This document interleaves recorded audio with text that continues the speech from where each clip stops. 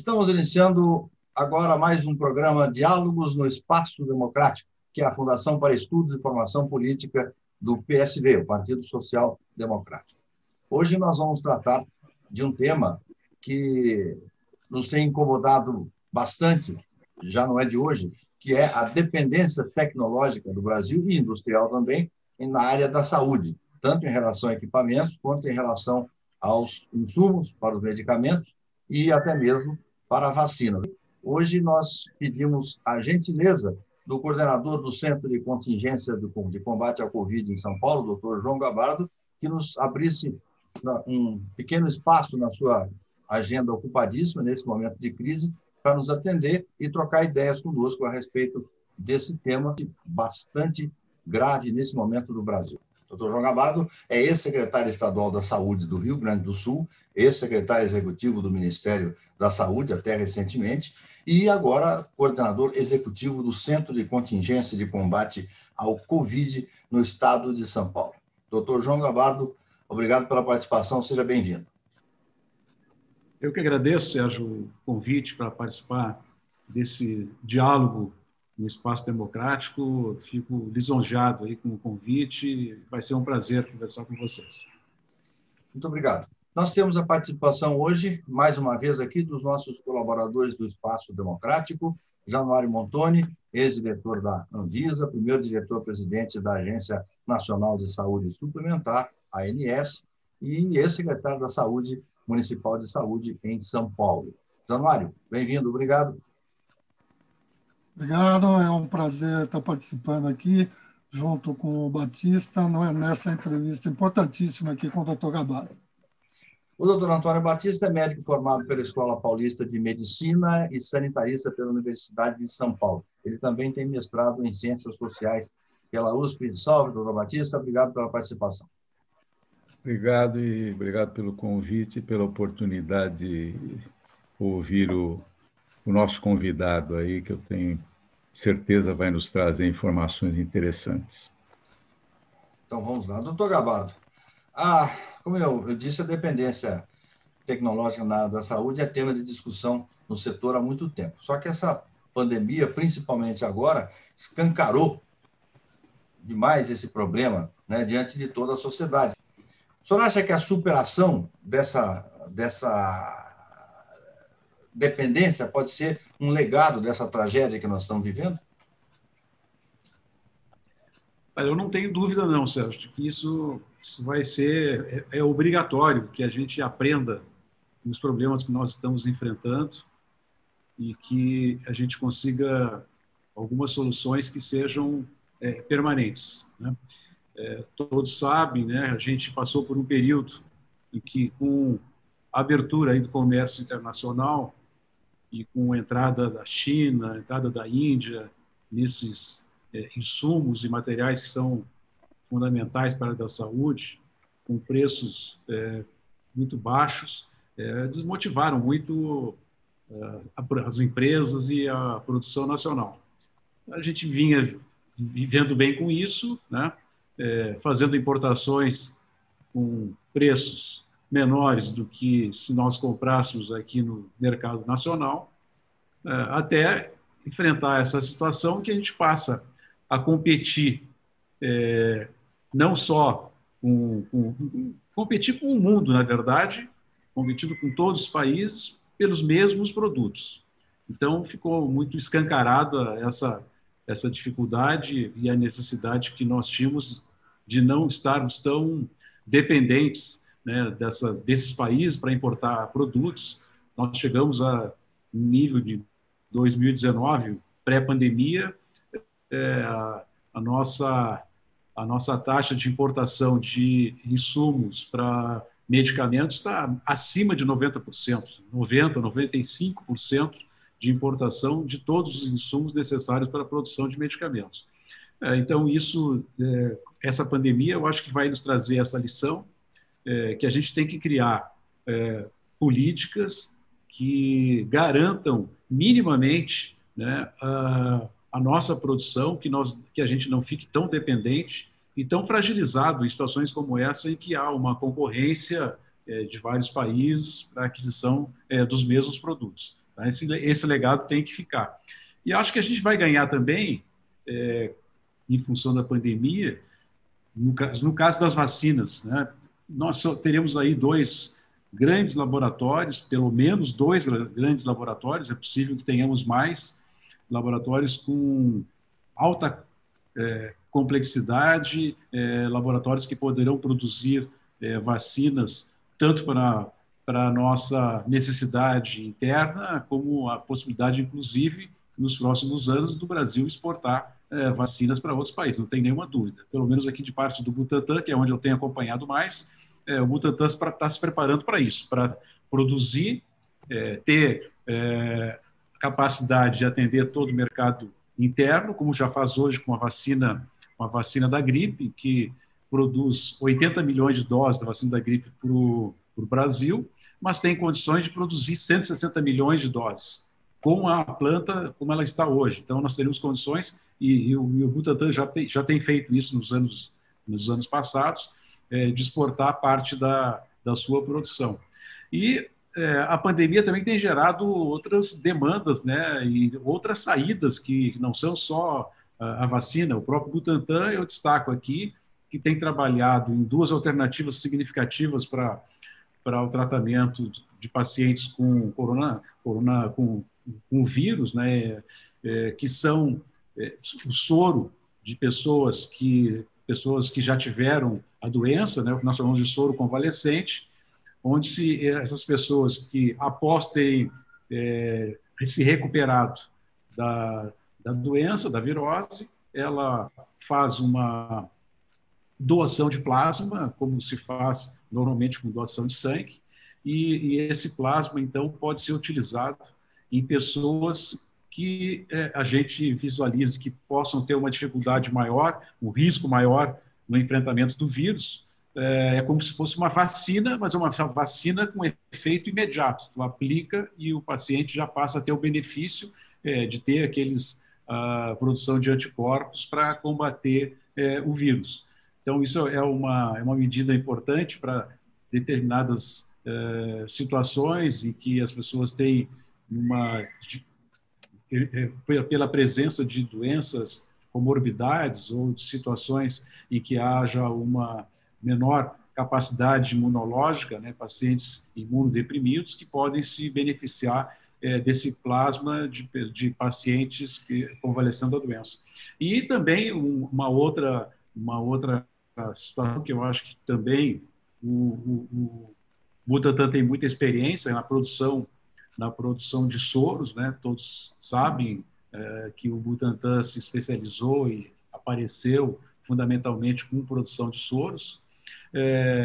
Isso já está sendo feito, já estamos com um pedido de autorização na Anvisa para começar a fazer a fase clínica, né? Experimento já em fase 3 desse soro, em que há, então, a inoculação do vírus em cavalos, produção de anticorpos em grande quantidade, e esses anticorpos depois são filtrados, são selecionados e nós podemos aplicar, ter como se fosse uma ampola pura de anticorpos, que também poderão ser utilizadas nessas pessoas que estão em situação de maior risco e que podem ter uma melhor possibilidade de enfrentamento do vírus. Então, eu coloco assim, algumas situações em que a gente mostra que é possível que a pandemia, sim, traga um legado de desenvolvimento nessa área farmacológica, na área de vacinas e de outros insumos para o enfrentamento. Perfeito. Januário Montoni, sua vez. Gabardo, nesse momento, nós estamos vivendo um momento super crítico da pandemia, né? Até independente das perguntas, gostaria que em algum momento você abordasse isso. Esse momento crítico da pandemia está levando a um desabastecimento. Nós temos o problema da vacina, mas hoje a gente vive um desabastecimento de outros itens fundamentais, como, por exemplo, o kit intubação. Você estava colocando aí os soros e outros tratamentos para pessoas em estado grave. Hoje, o tratamento do caso grave é a intubação na UTI, e nós estamos com falta de kit de UTI. Né? E esse tipo a falta desse tipo de kits, desses tipos de medicamentos, também tem a ver com a dependência tecnológica, ou, nesse caso, nós estamos falando de uma falta de planejamento, uma falta de coordenação nacional entre os vários estados, os produtores? Quer dizer, do que nós estamos falando especificamente nesse tipo de situação? Olha, Januário, eu acho que, nesse ponto, acima da possível falta de gestão que a gente teve, falta de previsão, falta de planejamento, eu considero que o fator mais relevante é o aumento do consumo. Esse aumento do consumo, ele fez com que outros países tivessem a mesma dificuldade que nós tivemos.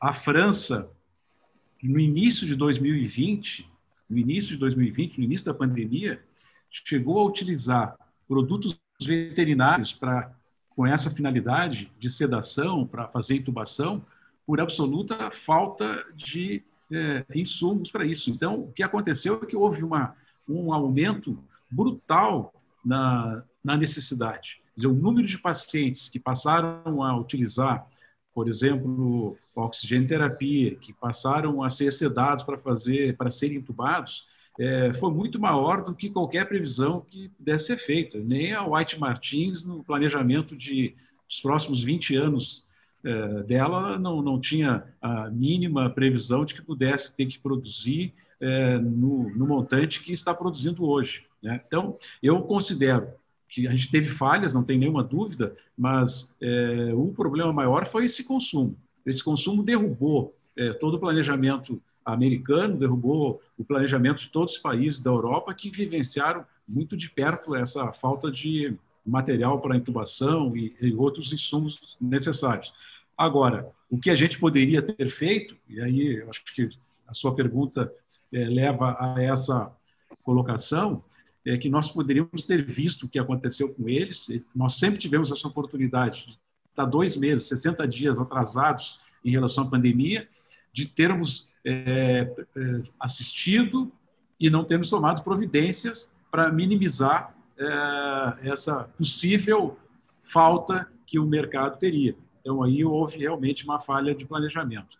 Mas tem algumas outras questões que eu acho que são significativas nessa questão do consumo desses materiais para intubação e oxigenoterapia, porque com essa polêmica criada, né, do fique em casa, e se tentou até criar uma narrativa de que lá no Ministério da Saúde nós dizíamos para as pessoas fique em casa até ter falta de ar. Então, muitos críticos da nossa atuação ainda se referem a isso. Né? Dizem, o pessoal do Mandetta, o pessoal que mandava as pessoas ficarem em casa até ter falta de ar, que são responsáveis por uma quantidade imensa de óbitos.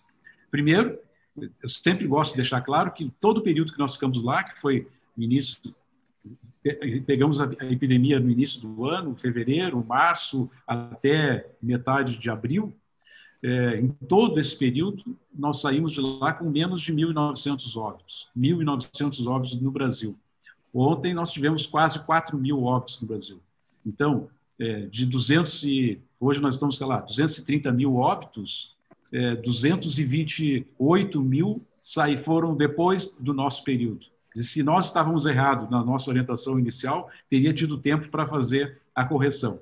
E não era isso que a gente dizia. A gente nunca falou que as pessoas deviam ficar em casa até sentir falta de ar. O que a gente dizia é que você deve, e nós até colocamos um serviço de telemedicina, em que as pessoas poderiam utilizar desse atendimento à distância, virtual, porque não era possível que todo mundo fosse nos postos de saúde ao mesmo tempo. Isso seria uma forma de disseminar a doença numa velocidade sem precedentes. Nós não estávamos preparados, nós não tínhamos leitos de UTI, nós não tínhamos equipe preparadas para isso. Seria um caos na assistência. Então, a nossa orientação inicial foi: faça o atendimento, se possível, de forma virtual. Você vai ser acompanhado virtualmente. Agora, se você sentir falta de ar, procure imediatamente um hospital. Isso é muito diferente de dizer fique em casa até falta de ar. O que a gente dizia você deve buscar atendimento, deve ficar sendo acompanhado, mas se tiver falta de ar, não adianta ir no posto de saúde. Vá a um serviço, vá a um hospital que você provavelmente vai precisar de um atendimento de maior complexidade.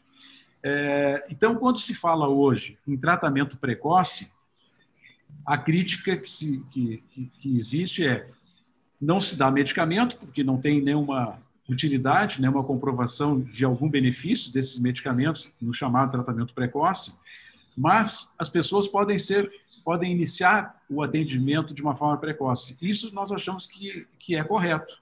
Então, se criou protocolos em que o paciente, já no início da doença, nos primeiros sinais de que há uma redução na sua capacidade de oxigenação, esses pacientes vão para os hospitais e quase que imediatamente são colocados para a utilização de oxigênio, em oxigenoterapia, em tendas, em campânulas, que se criou vários métodos, né, para deixar esse paciente já bem antes de uma possível intubação, que eles possam se beneficiar de uma concentração maior de oxigênio. O consumo de oxigênio para atender a essa demanda com esses protocolos novos, com essa quantidade imensa de pessoas, ultrapassou a capacidade de produção, né? Principalmente os locais que dependem ainda de equipamentos para transporte desse oxigênio. Quando é um hospital, um serviço que não tem a sua produção própria de oxigênio, não tem a sua usina de produção de oxigênio que dependa dos cilindros para receber o transporte desse produto.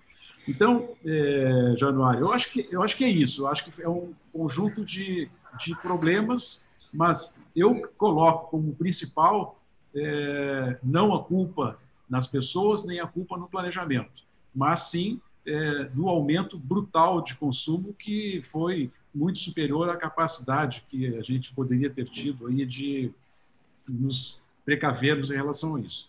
Obviamente que algumas medidas poderiam ter sido feitas e tentar reduzir um pouco esse caos. E a outra questão que nesse ponto eu acho importante é que na primeira fase da pandemia a gente não teve grande problema, porque a doença ocorreu no Brasil de uma forma regionalizada. Estava numa região, a outra estava tranquila, estava na região norte, nordeste, aí depois ela veio para a região sudeste, o sul e o centro-oeste entraram já no final, quando já estava melhorando o resto do país.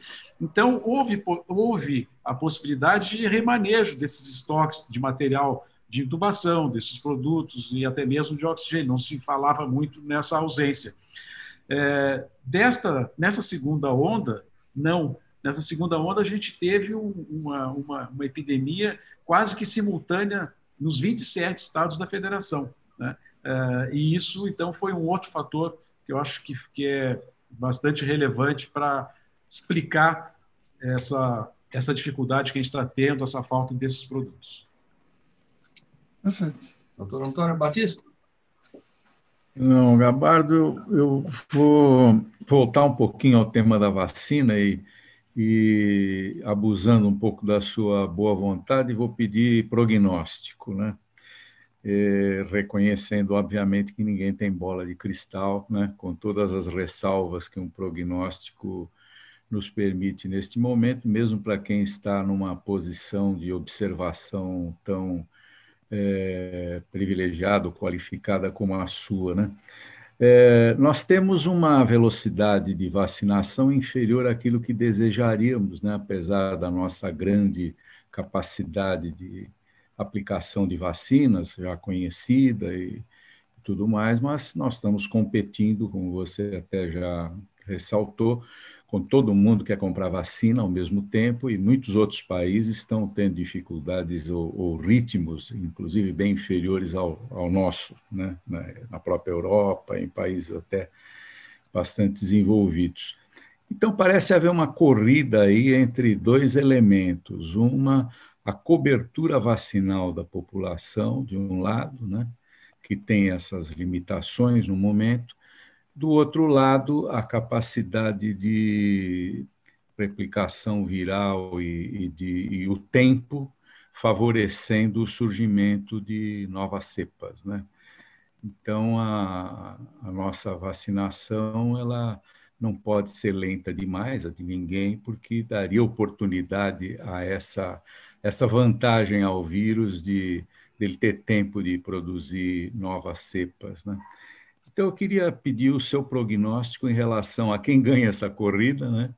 Dadas as atuais informações que se tem sobre as duas coisas, e também se você partilha da ideia de que a vacina para o coronavírus ela vai entrar no cardápio, né? Definitivamente, nós não sabemos ainda com que frequência, né? Mas vai, como a gripe sazonal, vai ser alguma vacina que vai ter que entrar necessariamente no cardápio. E aí a vantagem que nós teremos é que até lá essa capacidade de produção própria que você descreveu nos ajudará a enfrentar essa variação. Então, é mais comentários prognósticos a respeito disso, com o respeito que merece alguém que vai fazer prognósticos, né? Sobre um futuro ainda cheio de incertezas. É isso aí, Gabardo.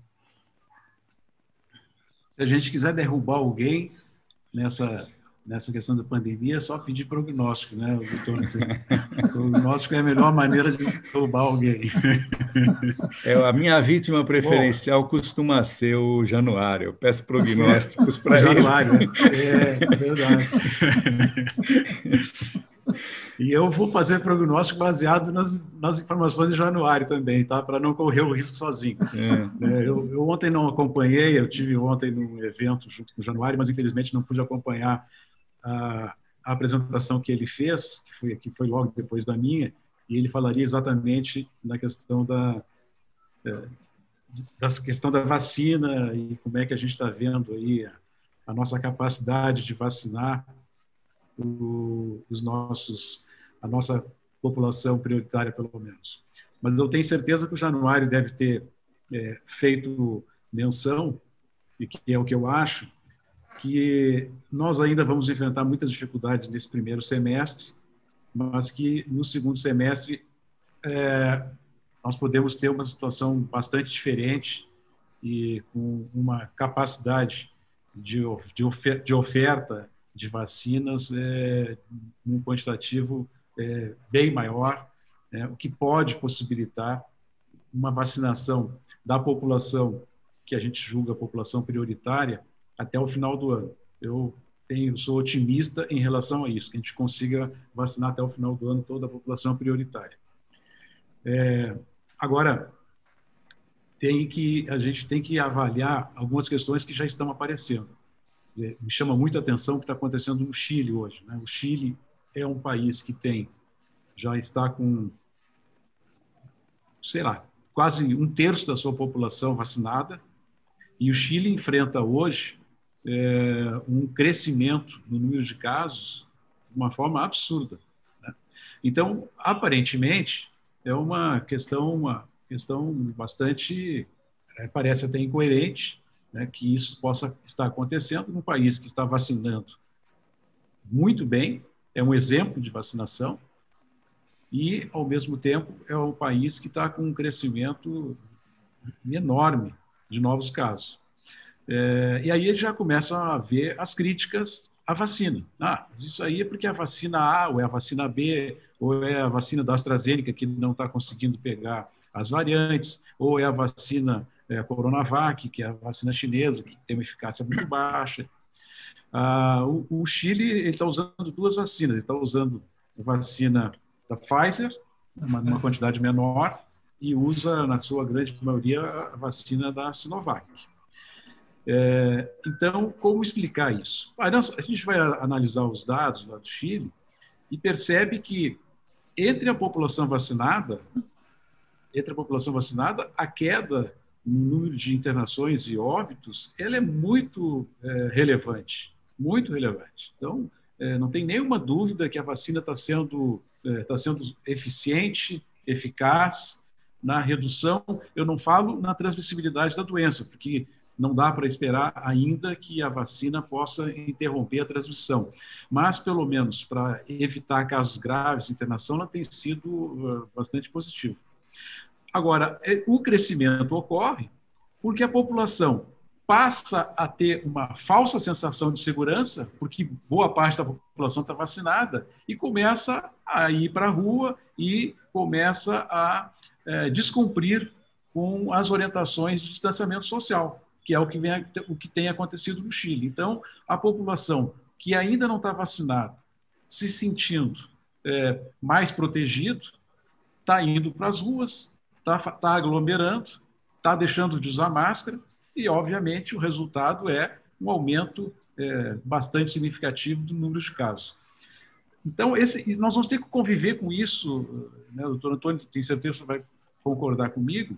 Durante um bom tempo, nós vamos ainda vacinar, mas nós vamos ter que continuar com as mesmas medidas de distanciamento social. Não tem nenhuma dúvida disso. Nós não vamos poder, a partir do dia que se faz a segunda dose da vacina, quando são vacinas de 2 doses, de tirar a máscara, aposentar a máscara, porque agora não vamos mais precisar, nós vamos continuar sim, isso é fundamental. E talvez, até ontem na reunião que eu tive com o Januário, foi uma sugestão lá do grupo, que eu achei muito relevante, vou levar essa sugestão para o centro de contingência, que a gente, desde já passe a comunicar com a população nesse sentido. Olha, você está vacinado, mas você ainda tem a necessidade de manter todas as recomendações de distanciamento, porque até que nós tenhamos 70%, 80% da população vacinada, em que aí sim a gente espera que haja um declínio bastante acentuado na transmissibilidade da doença, pela imunidade coletiva que nós vamos ter, tanto das pessoas que tiverem essa imunidade de forma natural e também com aquela população que vai ter a imunidade proveniente da vacina, aí sim nós vamos ter uma outra situação, mas até lá vamos ter que conviver com isso. Então, acho que esse é um ponto importante na sua pergunta. Nós vamos ter que conviver com isso, apesar de ser otimista que para o segundo semestre nós vamos poder acelerar bastante a nossa vacinação. Não tenho dúvida que essa vacina vai ficar como a vacina da gripe, porque o que a gente está vendo aí de mudanças genéticas no vírus e novas apresentações do vírus, e que nós vamos ter que a cada ano, falo em ano, mas eu não sei se é a cada ano, né, periodicamente nós vamos ter que revisar a composição dessas vacinas e alterá-las para poder atender a forma do vírus que está presente naquele momento. E eu até penso que o Butantan, com essa incorporação dessa tecnologia, que é 100% nacional ou não é 100% nacional, acho que isso não é relevante. O importante é que vai trazer uma tecnologia e que traz uma tecnologia do qual o Butantan tem um controle absoluto sobre essa plataforma, que é a produção utilizando ovos fecundados, que rapidamente o Butantan poderá incorporar na vacina da gripe o coronavírus. Então, nós poderemos ter, essa é uma grande expectativa, que ao vacinar as pessoas para a gripe, nós tenhamos também incorporado um quarto componente nessa vacina, que seria a vacina contra o Covid, numa mesma oportunidade. O que seria, do ponto de vista logístico, fantástico, porque nós reduziríamos 80, 100 milhões de aplicação de vacina, nós economizaríamos recursos humanos, tempo, faríamos isso de uma vez só, numa dose única. Então, tem uma série de vantagens. Estou bastante entusiasmado com essa incorporação dessa tecnologia. Acho que nós perdemos muito tempo discutindo se isso era 100% nacional, não era 100% nacional, e se perdeu a oportunidade de discutir o que é mais relevante, que essa tecnologia no Butantan, e o Butantan podendo utilizar a sua fábrica que produz a vacina da gripe, incorporando nessa tecnologia, utilizando ovos, para também produzir a vacina do Covid, ela não mexe na outra fábrica que vai continuar produzindo essa vacina que vem da Sinovac. Então, o Butantan vai continuar produzindo na fábrica nova que está sendo implementada agora no segundo semestre. Vai continuar produzindo a vacina da Sinovac, de acordo com essa tecnologia da Sinovac, e vai começar a produzir na área que ela tem um domínio absoluto da tecnologia, né, dessa plataforma de produzir junto com a vacina da gripe. Então, acho que vamos ter aí para os próximos anos, já para 2022, essa possibilidade. Eu tenho uma curiosidade, doutor Gabardo. O senhor falou em máscaras, o senhor falou em gripe. O uso de máscara nunca esteve na cultura aqui no Brasil. A gente está cansado de ver imagens do Japão, das pessoas, mesmo na China um pouquinho, mas usando máscaras e tal, por outras razões, né? Por poluição, seja o que for, mas também para proteção de coisas como a gripe. Eu queria saber se o senhor tem, por acaso, algum indício de que esse uso de máscaras que a gente tem de um ano para cá resultou em alguma redução nos casos de gripe. Nós sabemos que nós estamos entrando no outono, que é o tempo vai esfriar, e nós sabemos que as gripes e as doenças pulmonares sempre eram em quantidade bastante alta. Tem algum sinal de que houve uma redução nisso, que as máscaras ajudaram nisso também? É muito difícil responder estabelecer uma causa e efeito. Eu posso lhe dizer que houve, sim, uma redução muito significativa dos casos de gripe que não são por Covid. Não tem nenhuma dúvida, houve uma redução brutal. Por exemplo, nas crianças, né? As crianças, nessa época de inverno, durante o período da sazonalidade dessas doenças virais, todos nós aqui estávamos acostumados a conviver com as UTIs lotadas de criança com doença respiratória aguda. E o que a gente viu nesse inverno passado é que as UTIs pediátricas estavam absolutamente vazias, ociosas. O número de crianças internadas foi muito baixo. Agora, não dá para... Então, dá para comprovar, dá para dizer que houve uma redução, mas por um conjunto de motivos, não é? Pelo distanciamento social que se estabeleceu, pelo uso das máscaras, pela higienização que se fez com álcool gel, enfim, é um conjunto. Não poderia lhe dizer qual é a responsabilidade da máscara diretamente. Que ela foi importante, não tem nenhuma dúvida que foi importante. E acho que, tentando responder um pouco lá da sua dúvida inicial, se ela vem para ficar, eu acho que sim. Eu acho que, pelo menos aí por uns bons anos, nós vamos adquirir esse hábito de usar máscara. Diferente da forma como nós víamos, né, os japoneses, né, que a gente sempre achava que os japoneses usavam máscara para se proteger da gente, né?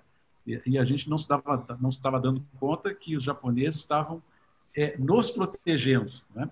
Então, pelo menos nessas situações em que a gente tiver com alguma sintomatologia respiratória, eu duvido que alguém vai sair na rua gripado, espirrando, tossindo, com o nariz correndo, sem uso da máscara.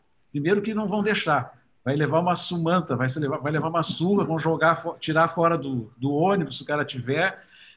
As pessoas não vão querer conviver com alguém que seja um possível portador de vírus. Então, a máscara ela vem para ficar. Eu não tenho nenhuma dúvida que, pelo menos, nas situações em que as pessoas estiverem sintomáticas, elas vão ser utilizadas. E, se não forem, serão cobradas por que não estão sendo utilizadas.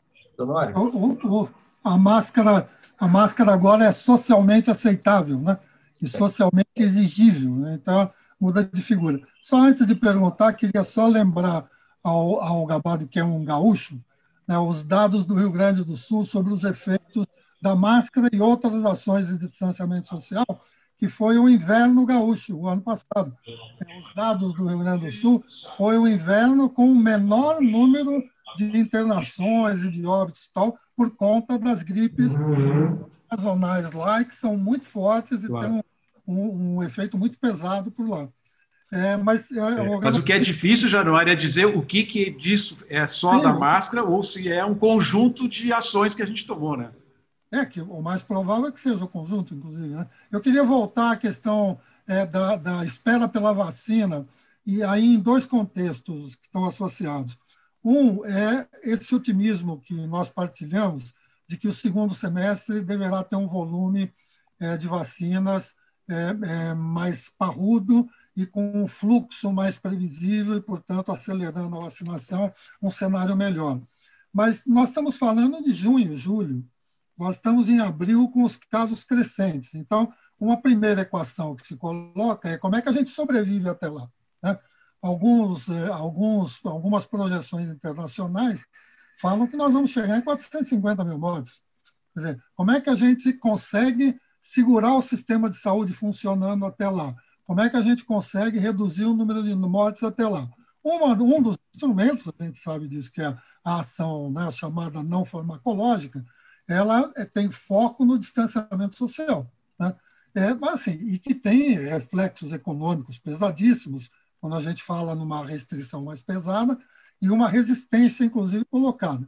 Então, o lockdown, nós temos dados hoje que já possam mostrar que o lockdown funciona, dados nacionais que indiquem que o lockdown realmente funciona. E por que você acha que é tão difícil convencer a população de que isto funciona, que vai preservar a vida dela, não só no caso do Covid. Hoje, se ele tiver um infarto, ele vai ter dificuldade em ser atendido no hospital. Se o caso dele agravar, não vai ter uma UTI para atendê-lo. Então, o lockdown funciona e por que a gente tem dificuldade em convencer a população? O conceito de lockdown, porque a gente terminou expandindo esse conceito para todas as medidas não farmacológicas que a gente estabelece. Quando se estabelece algumas medidas mais restritivas, a gente fala em lockdown, que é um pouquinho diferente do conceito original, né, de lockdown, em que a gente viu em alguns países isso acontecer, em que há a presença policial, obrigatoriamente a presença policial na rua, impedindo as pessoas de se movimentarem. Elas têm uma autorização para se movimentar. Na França, por exemplo, em Paris, as pessoas podiam se movimentar dentro do seu quarteirão, fora do seu quarteirão tinha que ter uma autorização, ou elas tinham que ter uma comprovação que elas estavam indo numa das três situações que era possível, ou era buscar assistência médica, ou era para ir adquirir produtos alimentícios, ou porque trabalhava em algum serviço essencial. Fora dessas três possibilidades, ela não tinha autorização para sair. E mesmo quando saía para uma dessas situações, ela tinha que entrar na internet, preencher um formulário e levar esse formulário junto para comprovar que ela estava saindo por aquela razão. Isso a gente nunca fez no Brasil, com exceção de um ou outro município que tenha tomado medidas mais drásticas. Aqui no estado de São Paulo, né, a gente tem aí o exemplo de alguns municípios que fizeram isso nesse último mês, né, com bastante dificuldade. Fora isso, nós nunca fizemos lockdown. A gente sempre tomou medidas mais ou menos restritivas, algumas vezes diferentes de um estado para outro, muitas vezes diferente dentro de um estado, entre um município e outro, mas medidas radicais mesmo de lockdown nunca foram tomadas. Então, quando o presidente fala, né, dessas medidas, esse lockdown, que estado de sítio, não é verdade, né? Isso aconteceu em alguns lugares de uma forma muito episódica. Agora, por que é difícil, né, Januário? É difícil porque é difícil. Todos nós sabemos como é difícil fazer isso que a gente preconiza para as pessoas fazerem, né? Como é difícil, e o tempo, nós estamos há um ano, mais de um ano, com essa recomendação. Quem aguenta ficar numa situação como essa? Meus pais, por exemplo, quero dar um exemplo prático aqui. Meus pais estão há um ano sem sair de casa. Há um ano sem sair de casa. Agora, recentemente, consegui convencê-los que eles poderiam sair para ir dar uma volta numa pracinha que tem a 200 metros de casa, para dar uma caminhada na praça. Então, eles vão na primeira hora da manhã, quando não tem risco de encontrar outras pessoas naquele local. Agora, é difícil que a população mais jovem, mesmo filtrando a necessidade de sobrevivência, a necessidade de trabalhar, a necessidade atividade profissional, fazer com que as demais pessoas também permanecessem em isolamento. Então, é muito difícil, é muito complicado, tem a questão de recursos, a questão de trabalho, que deixa cada vez mais as pessoas com dificuldade para isso. Eu não sei por quanto tempo a gente consegue fazer isso, não tem. Agora, que ela funciona, não tem nenhuma dúvida. Esse era o ponto que eu queria destacar. Sobre a dificuldade, eu acho que não tem nenhuma novidade de tentar explicar por que ele é difícil. Agora, que funciona, e é esse gráfico que eu queria que vocês olhassem comigo, que é o gráfico dessa fase emergencial que nós estamos vivendo aqui em São Paulo. Esse é o período em que nós tivemos a fase mais crítica, não tem nenhuma dúvida. Nós ainda estamos convivendo com mais de 1.000 óbitos por dia em São Paulo. Então, lá pelo dia 6 de março, especificamente, no dia 6 de março, nós iniciamos em São Paulo que nós fomos de fase vermelha. Naquele momento, nós estávamos no auge da aceleração de utilização de leitos de UTI. Para nós, é o indicador mais adequado. Aqui em São Paulo, o indicador que nós valorizamos mais é o número de pessoas que estão internadas em enfermarias e o número de pessoas que estão internadas em leitos de UTI. E nós tínhamos, nesse dia que a gente implantou a fase vermelha, um crescimento de 3,2% ou 3,3% de acréscimo diário de novos pacientes em UTI. Veja o que significa isso. A cada dia aumentava 3,3% o número de pessoas ocupando um leito de UTI. Não eram novos pacientes, eram mesmo considerando que nós tínhamos altas, alguns pacientes iam embora, mesmo considerando esses pacientes que tinham alta hospitalar, o crescimento do número total era na ordem de 3%, 3,3%. Isso significa, em 30 dias, ter mais de 100% de acréscimo. De uma hora para outra, de um mês para o outro, dobrar o número de pessoas que vão usar leite de UTI. Bom, e o que aconteceu? Quando nós iniciamos essa fase vermelha, no dia 6 de março, se vocês olharem no gráfico, ele ainda continua crescendo por alguns dias, por mais ou menos uma semana, e depois ele tem uma tendência de se manter naquele platô. Até o dia 15 de março, quando nós iniciamos, então, a fase emergencial, que foram medidas ainda mais duras, onde a gente mexeu no construção civil, fechou, que nunca tinha fechado, fechamos lojas de material de construção, muitas fábricas fecharam, introduzimos um escalonamento no horário dos serviços essenciais, naquilo que deveria funcionar, mas com horários intercalados, não todo mundo começando às 7 horas da manhã, às 8 horas da manhã, alguns começando às 9, outros começando às 10, outros começando às 11, para intercalar um pouquinho o uso do transporte coletivo. E, a partir desse dia 15, nós colocamos essa fase emergencial, ainda nós mantivemos o platô até o dia 19 ou 20. Ou seja, do dia 6 até o dia 20, são 14 dias, exatamente 2 semanas. A partir dessa segunda semana de fase vermelha, vejam a queda que nós temos na velocidade de novas internações no UTI. Nós passamos dos 3,3, passou para 2, 1, e hoje nós estamos com 0,5. O que significa 0,5? Está diminuindo o número de pessoas em UTI? Não. Continua aumentando, mas está aumentando numa taxa de 0,5% ao dia. Nós estávamos numa taxa de crescimento de 3,3% ao dia. Então, isso aqui comprova que, com o distanciamento social, com as medidas mais restritivas, nós conseguimos estabelecer, vamos parar de piorar. Não vai crescer mais a nossa taxa de novos pacientes em UTI. Durante 2 semanas foi assim, e a partir daí começa a crescer, a reduzir. O que a gente espera?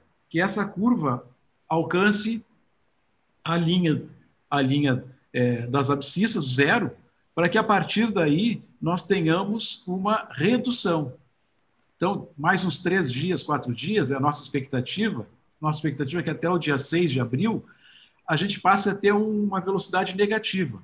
Ou seja, o número de pessoas que vão ter alta da UTI vai ser superior ao número de pessoas que vão entrar na UTI. Só depois que começar a reduzir o número de pessoas nas UTIs, que a gente pode esperar o outro indicador melhorar, que é esse indicador que aflige todo mundo, que é o número de óbitos. Porque as pessoas não entendem, Sérgio e Antônio, não entendem como é que a gente está dizendo que está diminuindo, que está melhorando o número de internações, se todos os dias a gente tem um novo recorde em número de óbitos. Porque esse número de óbitos, ele mostra aquilo que aconteceu com o paciente que internou 2 semanas atrás, 3 semanas atrás, paciente que se contaminou há 1 mês atrás. Então, o reflexo da nossa fase mais restritiva começa com essa redução no número de internações e a gente espera que logo adiante comece a diminuir o número de óbitos. Agora, de novo, isso aqui é previsão. Previsão é aquilo que tem mais chance, em função da pandemia, de não acontecer exatamente como a gente espera. Ontem já tivemos a notícia de um paciente aqui em São Paulo que tem um vírus que é provavelmente uma variante lá da África do Sul, uma variante que a gente sabe que, por exemplo, a vacina da AstraZeneca se mostra absolutamente ineficaz, tem uma eficácia que ficou próximo dos 10%, tanto que a África do Sul não está usando mais a vacina da AstraZeneca por conta disso, mas isso ainda é uma variável que a gente precisa esperar alguns dias para ver como que ela vai impactar, se ela vai impactar mesmo aqui no país. Mas então eu queria mostrar, tentando responder se ela funciona de uma forma prática, objetiva, do que aconteceu aqui em São Paulo nesses últimos 30 dias, com as medidas de, vamos chamar de lockdown, apesar de não ser conceitualmente lockdown, essas medidas mais restritivas. Não sei, Januário, se explica um pouquinho isso, se deixa alguma evidência prática de como funciona. Não, mas eu acho que deixa muito claro os dados que você apresentou, como é que se dá esse ciclo e o efeito positivo, né, do distanciamento social. Acho que e eu só queria fechar reforçando essa rediscussão do conceito de lockdown, né? Eu usei exatamente para provocar, porque no Brasil, a rigor, nós não fizemos nenhum lockdown, exceto uma ou outra cidade. Então, é o distanciamento social planejado, com base em dados, com base em indicadores e com resultados que começam a aparecer exatamente com esses indicadores que reforçam o papel. Então, Januário, falando em lockdown em outra cidade, o caso de Araraquara, doutor Gambado, não é uma comprovação de que o lockdown foi um lockdown, o fechamento de quase tudo funciona? Araraquara, nós podemos dizer que foi mais próximo que a gente teve aqui de um lockdown, não tem nenhuma dúvida, né? E o comportamento das pessoas, elas foi nesse sentido. Inclusive, fecharam alguns serviços que, em outros países, que na implementação do lockdown não fecharam, que foi supermercado. Eu até achei que fechar supermercado é bastante questionável. E eu confesso que eu não sei se isso traz alguma vantagem, fechar e impedir as pessoas de fazer a compra dos produtos alimentícios. Mas fecharam, né? Fechou o posto de gasolina, fechou o supermercado. Mas Araraquara realmente foi o mais próximo. Agora, Araraquara é interessante. Quando a gente analisa uma região, ela não funciona como um estado. Ela fez tudo isso e não reduziu o número de internações em UTI. Não reduziu, continuou um número altíssimo. Por quê? Porque é regional. A ação de fechamento, a ação restritiva foi no município. Agora, à medida que as pessoas do município utilizam, se resguardam, fazem distanciamento, elas diminuem, mas as outras regiões e outros municípios que não fizeram continuam com aquela aceleração enorme. E esses pacientes terminam sendo direcionados para lá, porque ali é o centro da região. Então, ela continuou ainda com um número muito elevado de internações e muita gente disse, então não adiantou nada fazer o lockdown. tentando mostrar o contrário. Isso que eu mostrei aqui em São Paulo, no estado como um todo, lá não ocorreu, não houve redução das internações em UTI, mas não houve porque são vasos comunicantes de outros municípios que não tomaram as mesmas medidas. Mas em relação aos óbitos, porque aí em relação aos óbitos a gente consegue ter essa informação pelo endereço do paciente, pela origem, qual município que ele mora. E aí, fazendo essa análise, houve uma queda bastante significativa nos óbitos quando a gente analisa óbitos de pessoas que moram em Araraquara. Agora, se nós pegarmos os óbitos que aconteceram nos hospitais em Araraquara, não vai ter tanta diminuição assim, por conta que não houve a redução do número de internações. Perfeito. Batista, sua vez. Bem, Gabardo, acho que esse ponto que você tocou é extremamente relevante, quer dizer que, porque o uso, uma certa degradação da terminologia técnica a partir do momento que ela foi lançada na discussão pública, né, faz com que as pessoas falem, às vezes, usando a mesma palavra de coisas diferentes, né? E como que você acaba de analisar a respeito da expressão lockdown, né? Agora, um assunto que foi extremamente ausente sempre desse debate foi a questão do transporte público, né? Que é um problema complexo também de se interferir, mas nunca se falou muito, né? Até eu costumo brincar com meus amigos engenheiros, dizendo, puxa, vocês falam tanto em diagrama de Pareto e nunca aplicaram isso daí para ir nos pontos exatamente onde se tem um fator de aglomeração e de contacto e de transmissão tão intenso, né, como é o transporte público, até com redução de horários e de número de veículos, o que facilitou mais ainda a aglomeração, isso sem contar nos grandes centros as atividades ilícitas, né, que se tem notícia, onde isso também ocorre. São setores difíceis de interferir, porque apresentam grandes dificuldades, ou do ponto de vista da essencialidade do transporte, ou do ponto de vista, inclusive, do escasso acesso que hoje o poder público tem regionalmente em certas áreas das grandes cidades, né? Por decorrência às outras que não dizem respeito aqui ao nosso assunto principal, mas que estão presentes, né? Eu gostaria que você, do seu ponto de vista, do seu ângulo de visão, comentasse um pouco essa questão, né? Como é que você viu, como é que você vê, qual é a realidade dos fatos, né?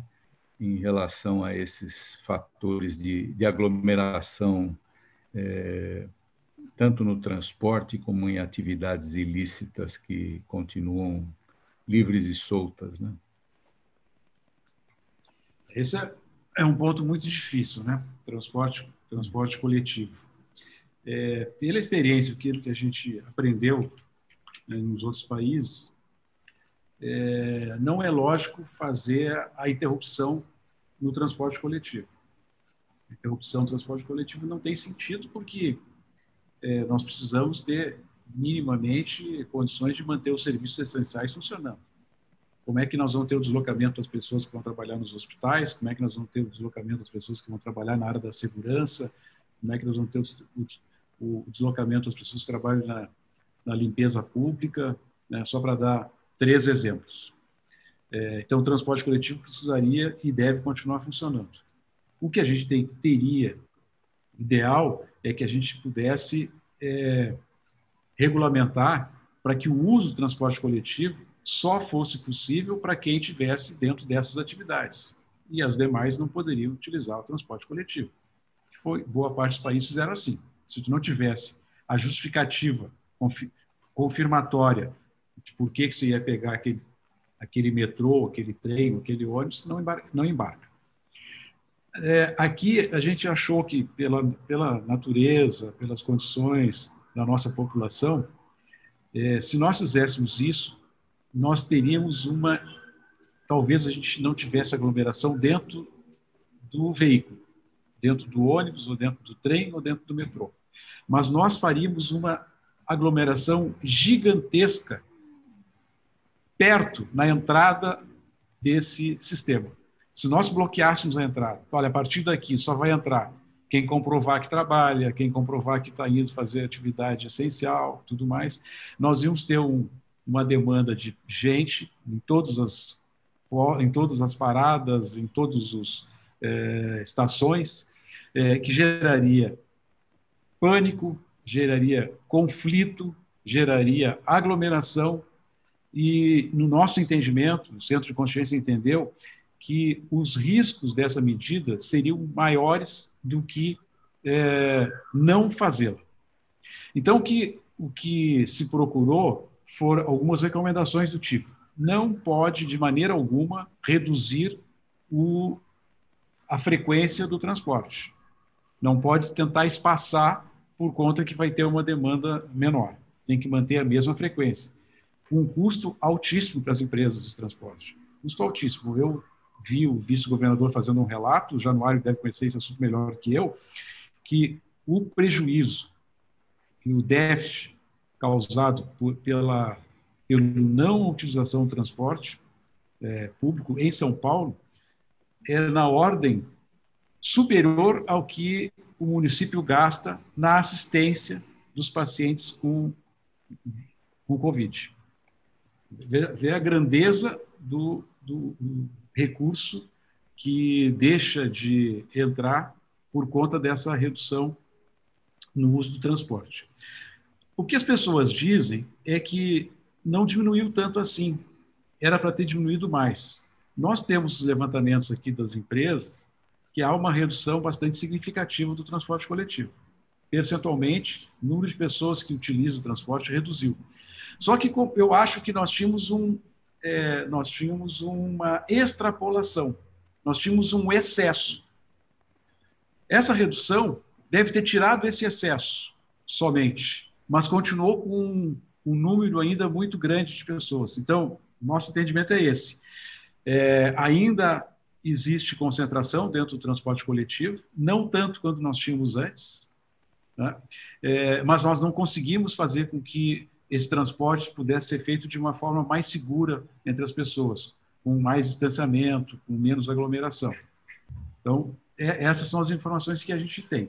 Então, eu acho que o transporte deve permanecer, acho que o transporte deveria ser direcionado somente para quem faz assistência, serviço essencial. Nós deveríamos ter algum mecanismo para controlar isso, não temos, infelizmente, não chegamos a ter essa possibilidade de ter algum mecanismo que controlasse isso, sem ter o risco da situação que eu falei inicialmente, que ocasionaria pelo fato das pessoas não poderem utilizar o serviço de transporte. Agora, que houve redução, que houve redução no volume de veículos circulando pela cidade, a gente tem comprovação que houve. A gente tem comprovação que houve redução na movimentação de veículos nas estradas estaduais de São Paulo. Houve, isso está confirmado numericamente. Mas não foi uma coisa que a gente pudesse ter resolvido com uma eficiência melhor, porque a gente sabe que ainda existe aglomeração dentro dos ônibus. A outra questão que você colocou, essa é a mais revoltante de todas, né? Que são as aglomerações por atividades ilícitas, atividades desnecessárias. A gente até consegue entender, no fundo do coração, o cara que sai porque ele precisa vender o seu produto, que trabalha no comércio informal e que tem a obrigação de sair para fazer isso, correndo o seu risco. Agora, é inconcebível que a gente tenha que ter diariamente, hoje fechou mais uma atividade aqui em São Paulo, dessas ilícitas, com aglomeração de 200, 300, 500 pessoas, bingo, festa, balada, enfim, tudo que pode acontecer com as pessoas dando a mínima importância ao que está acontecendo, né? Não se preocupando com seus familiares, não se preocupando consigo, enfim. Isso aí é muito difícil de controlar. São Paulo está fazendo um trabalho 24 horas por dia, tem equipes recebendo ligações, indo nos locais, participa vigilância sanitária, participa a PROCON, participa a Polícia Militar, mas às vezes dá a impressão, professor, que é meio que enxugar gelo, né? A gente consegue ir em 3, 4, 5, fechar 3, 4, 5 e a gente sabe que tem 60, 70, 80 funcionando e que nós não tivemos tempo nem condições de impedir que elas acontecessem. Aí entra naquela questão de se a gente não conseguir ganhar corações e mentes das pessoas para que elas também tenham a sua participação nesse processo, que não dependa simplesmente do poder público, não dependa somente da fiscalização, né?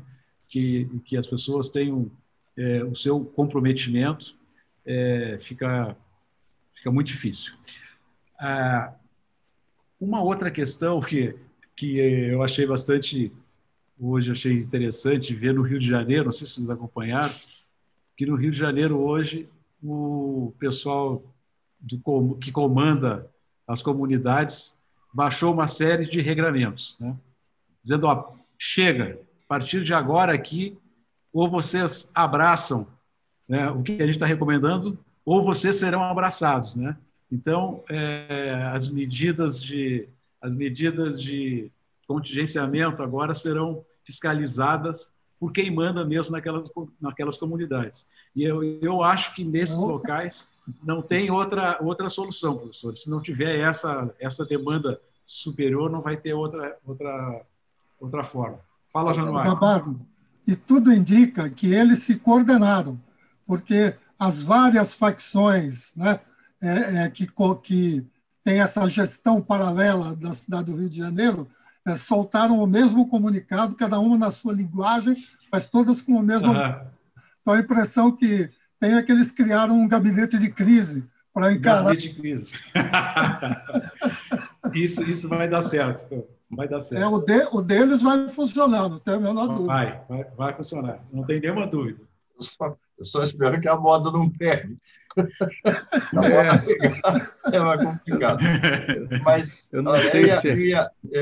queria dizer assim, aposto que todos vocês já ouviram, ou na família, ou na rua, ou aí em Guanais, a famosa pergunta sobre a pandemia, né? Até quando, meu Deus? Principalmente quem está nessa semi-prisão domiciliar, que se encontram quase todos, né? Muita gente e tal. Eu queria ver se, de uma maneira geral, de um modo geral, na sua avaliação, qual seria vamos dizer, a tendência da pandemia? O que a gente pode esperar para os próximos tempos? Sérgio, o que a gente pode dizer hoje é que as populações que foram vacinadas, que foram, primeiro, os trabalhadores da área da saúde e os idosos, eles mostram resultados muito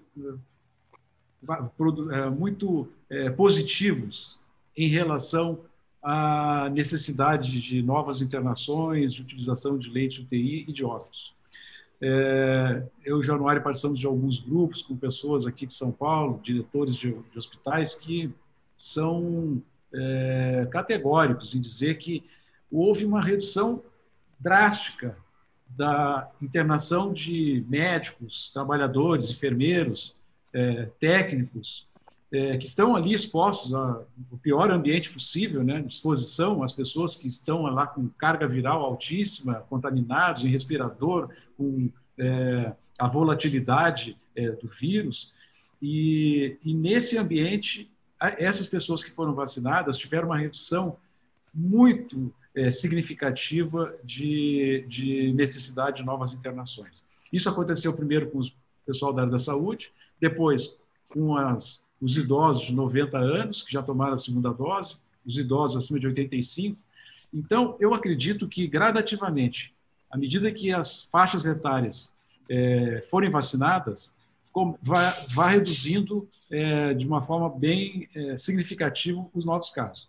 E aí eu defendo, não tem consenso nisso, mesmo aqui em São Paulo não existe consenso nisso, eu defendia que a a continuidade da vacinação deveria obedecer esse critério cronológico até chegar aos 60 anos. Nós não devíamos incluir nenhuma outra categoria até vacinar todas as pessoas com mais de 60 anos de idade. Não incluiria professores, não incluiria pessoal da área da segurança. Mesmo que vocês me digam, bom, mas o pessoal da segurança, tivemos 40 óbitos de policiais militares por Covid. E se eles forem vacinados, nós vamos reduzir essa possibilidade. É verdade, vamos reduzir. Só que essas mesmas vacinas que a gente vai utilizar, 300 mil, 400 mil vacinas para vacinar policiais, que são jovens, elas vão evitar 40 óbitos, mas se elas fossem utilizadas na população acima de 60 anos, provavelmente elas iriam evitar 200, 300 óbitos. Se a gente está trabalhando com prioridade, se a gente está trabalhando no coletivo, se a gente está trabalhando em reduzir o número de óbitos, eu não tenho nenhuma dúvida que a gente deveria continuar vacinando por faixa etária, até chegar nos 60 anos de idade.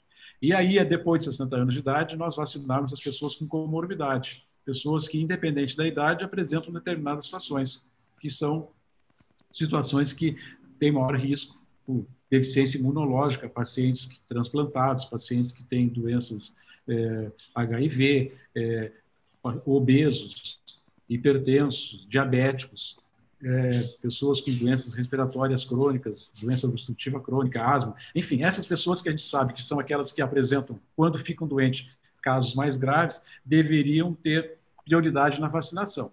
E depois disso, nós entraríamos nas áreas de maior exposição, risco pela exposição, não risco pelas suas condições clínicas. E aí eu digo, aí entra os professores, aí entra o pessoal da segurança, aí entra o pessoal do transporte coletivo. Para mim, fora o pessoal da área da saúde, quem corre maior risco de contaminação são os motoristas dos ônibus.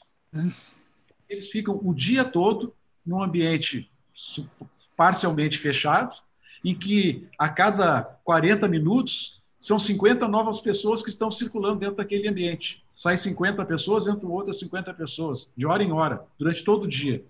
Então, e elas não estão reivindicando ter uma prioridade na vacinação, quando eu acho que seria bastante justo. Tudo isso para te responder, que nós vamos viver nessa situação na dependência da velocidade da vacinação. Quando a gente conseguir vacinar todo mundo com 60 anos, conseguir vacinar as pessoas com maior risco de complexidade, de doença grave, por conta da situação clínica, de outras patologias associadas, a partir daí nós vamos ter redução. Se espera, com isso, chegar muito próximo de uma taxa de imunidade aí de 70%, 80% para cair radicalmente a transmissibilidade da doença. É o que todos dizem, 70%, 80% de pessoas vacinadas. Mas eu acredito que depois de nós vacinarmos todas as pessoas prioritárias, dentro desse conjunto de faixa etária, doenças crônicas, comorbidades e setores que têm maior risco de exposição, nós já vamos ter uma redução muito grande de novos casos. Mas vamos continuar usando máscaras, vamos continuar ainda evitando aglomerações. Se a tua pergunta espera ter como resposta, vamos ter shows, vamos ter jogos de futebol, vamos ter carnaval? Não. Tão cedo, não. Até o final do ano, não acredito que grandes aglomerações possam acontecer. Acredito que a gente possa minimamente ter as atividades econômicas funcionando, os shoppings funcionando, as lojas funcionando, enfim, os restaurantes funcionando, todo mundo funcionando com precauções, todo mundo funcionando com segurança.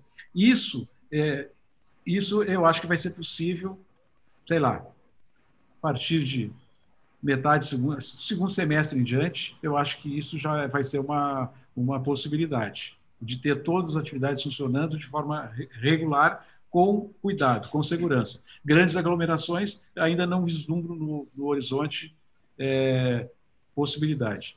Eu até gostaria de ouvir o Januário sobre a avaliação que ele faz dessas projeções, se tu concorda com isso também, Januário. O Gabardo, em relação às prioridades de vacinação em especial, concordo em gênero, número e grau contigo. Os profissionais de saúde, os idosos com 60 anos ou mais, e os com comorbidade, eles são mais ou menos 45 milhões de brasileiros, aproximadamente. Ou seja, se nós priorizássemos esses 45 milhões, provavelmente, com a produção atual, agora em abril, maio, nós teríamos esse grupo vacinado, pelo menos com uma dose, e já poderíamos olhar um início de perspectiva.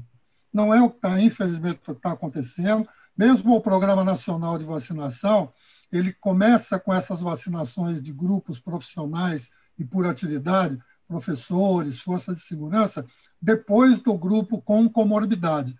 Mas alguns estados, inclusive São Paulo, por questões que não cabe aqui a gente ficar alongando, tomaram decisões de antecipar, o que vai atrasar a vacinação dos grupos de maior risco, portanto, aumentar o óbito e reduzir e aumentar o prazo de redução da transmissão. Mas esse otimismo de que no segundo semestre, mais para o final, com a vacinação, a gente deve começar a retomar as atividades, eu concordo plenamente contigo. Óbvio que, como disse o nosso professor Batista, fazer prognóstico e a gente não sabe o que pode acontecer com essas cepas que vão se desenvolver no meio do caminho. Mas, olhando por hoje, concordo nisso também. Bom, parece que o certo de tudo isso é que ainda vai demorar para a gente poder cantar aquele liberdade abre as asas sobre nós. Vamos ficar quietinho nos nossos lugares. Doutor Gabardo, a sua palavra final. Já abusamos bastante do seu tempo e do seu trabalho, então eu queria que você nos desse, então, o seu recado final para a gente encerrar esse programa. Eu primeiro quero agradecer novamente aí o convite, foi um imenso prazer ter conversado com vocês. Espero que todas essas nossas previsões minimamente possam serem cumpridas, porque hoje o que a gente vê nas redes sociais são as previsões que não deram certo, né? São quase vergonhosas a gente assistir as previsões que foram feitas lá no início e que foram totalmente derrubadas aí pela realidade. Mas cumprimentar vocês aí por essa atividade, acho que é importante ter esses espaços para a gente poder discutir isso, trocar ideias.